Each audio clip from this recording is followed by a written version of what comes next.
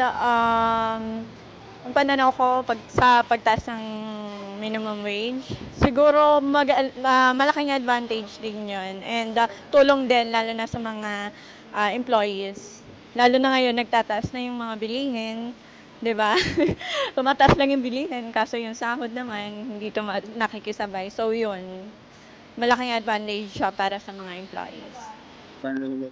Okay lang kasi ang presko, pag happy ang employee, happy ang company.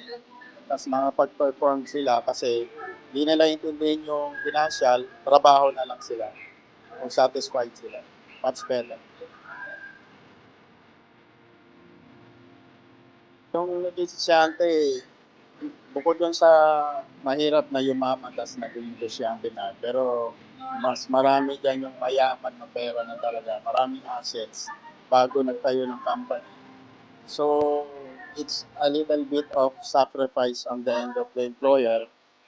Parang tulong niya na rin sa kapwa-tao saka sa Pilipinas ay sa kabuuan. Siguro, may magiging epekto din ito kung siguro gagawa na lang siguro ng way para mabalance, and then yung budgeting, yun siguro ang magiging epekto din sa employer.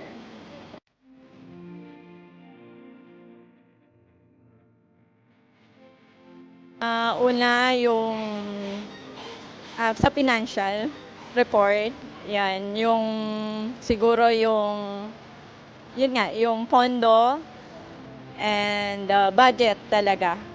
Yun. Lalo na galing kami sa construction company kami, and then nakabase din kami sa mga project, gano'n, na makukuha namin. Ganun. Alam naman natin yung current prices, so kasi basically parang hindi ganun yung government support with regards to respect in comparison to other countries, di ba? So, mababa sa tapos taas ng bilihin, parang hindi balanse. So, talagang kailangan masatisfy natin yung needs ng employer para mag-excel din sila sa performance. In the end, company rin ang magtinabang.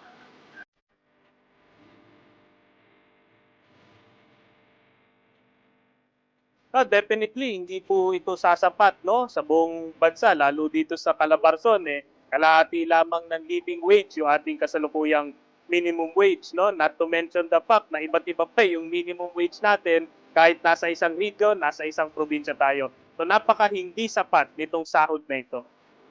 Tutuusin hindi nasasapat, no? Kasi batay sa mga data, yung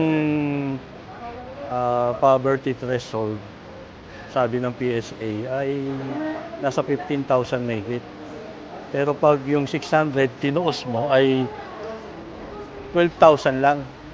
Ibig sabihin, yung poverty threshold, kung nandun ka sa linya ng poverty threshold, medyo kakayanin mo pa yung mga bilihin. Pero kung 15,000 yung poverty threshold, 12,000 na lang yung 600 pesos ng minimum wage earner. Ibig sabihin, bagsak yung pamumuhay ng manggagawa. Anong ginagawa ng manggagawa?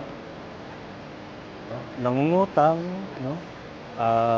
Sinasanla yung ATM, kaya nagsa-sideline. Karamihan sa mga platform na paggawa. Ibig ko sabihin sa mga Lazada, ganyan, Shopee. Kaya hindi nasasapat yung 600 pesos na minimum wage.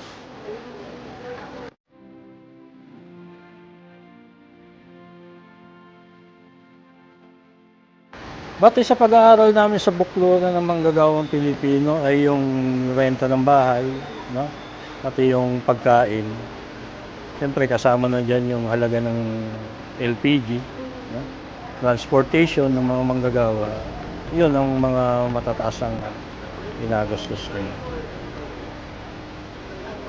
Oo, ang pinakamalaking gastusin naman lagi yung sa pagkain, 'no? Kalahati ng sweldo ng ating mga kababayan napupunta doon sa gastusin sa pagkain. Pero isunod mo na rin yung bill sa kuryente. Yan ang susunod na napakataas, sunod yung tubig.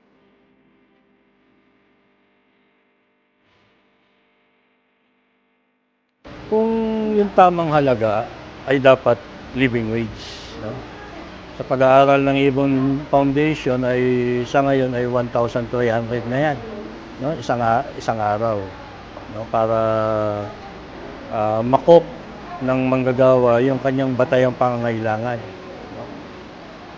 Kaya yun yung tamang halaga, no? 1,300. Na yan din yung file namin na petition sa itong sa Regional Wage Board, no? No. So, walang issue doon. Dapat nakabubuhay yung sahod. No? Nasa 1,200 yan. Pero ang kinakailangan nating umento, unang hakbang, 200 piso na umento, no? Sa buong bansa para naman makasalbabida para sa ating mga kababayan. Unang hakbang, tungo dun sa nakabubuhay na sahod.